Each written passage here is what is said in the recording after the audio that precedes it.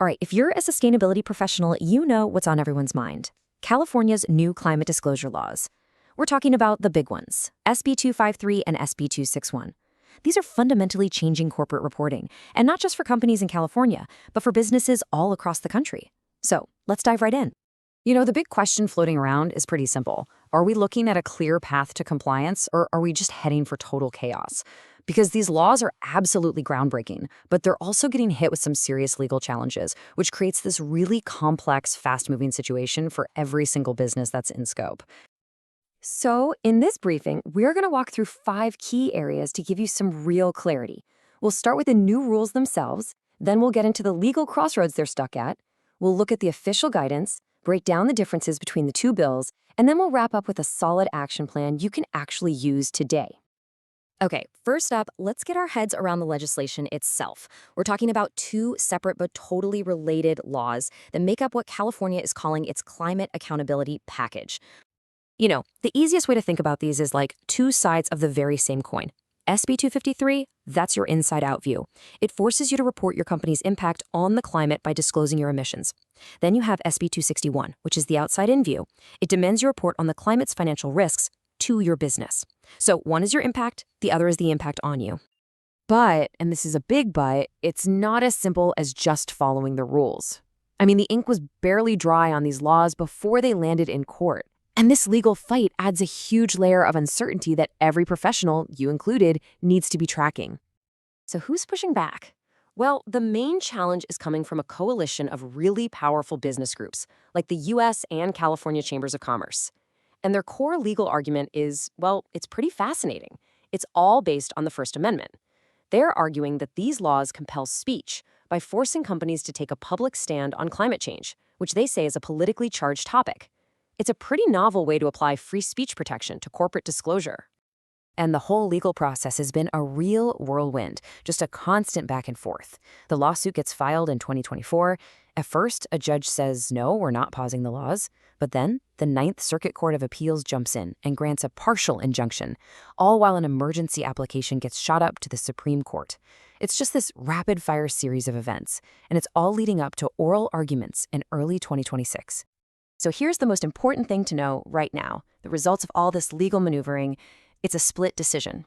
The injunction was granted for SB 261, that's the financial risk law. This means it's temporarily on pause for the company suing while the appeal moves forward. But, and this is key, the injunction was denied for SB 253, the emissions reporting law. That one, it's moving full steam ahead. So with one law on ice and the other one barreling forward, where does that leave you? Well, this is where the California Air Resources Board, or CARB, steps in. They're the ones in charge of regulation, and they've actually been providing some guidance to help cut through all this confusion. The first question for pretty much everyone is, hey, does this even apply to me? And CARB's definition for doing business in California is really the key here. It's not just about having your headquarters there. If your company is trying to make money and you're either organized in the state or your sales in California go over a certain amount, you're probably on the hook. And here's the number that makes it real. For 2024, that sales threshold, adjusted for inflation, is just over $735,000. Now, that's a pretty low bar, and that's on purpose. It's designed to catch a whole lot of national and even global companies that have a decent economic footprint in the state. CARB seems to get that this is a heavy lift, so they're being pretty practical about the first year of SB 253 reporting. The proposed deadline is August 10th, 2026. But what's really crucial is they've stressed this good faith approach. The message is basically report what you can.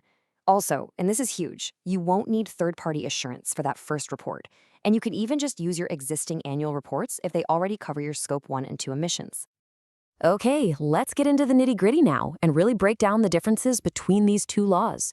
This is where we figure out the who, what, and when for each of them. This table makes it super clear. Notice the revenue threshold for SB 253 is higher, at $1 billion, while it's $500 million for SB 261. Emissions reporting is every year. Financial risk is every 2 years. Now here's a massive one for compliance teams. SB 253 demands third-party assurance, but SB 261 doesn't.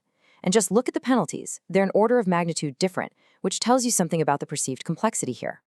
And to make things even easier, CARB actually put out this handy little flowchart for SB 253.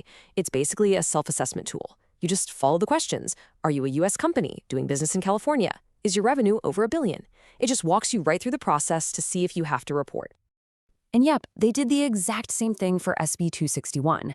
The logic is similar, but you'll see the revenue threshold here is that lower $500 million mark. Honestly, these two flowcharts are your best first stop to figure out if this applies to your company. Let's circle back to that assurance requirement for SB 253 because this is a really big deal.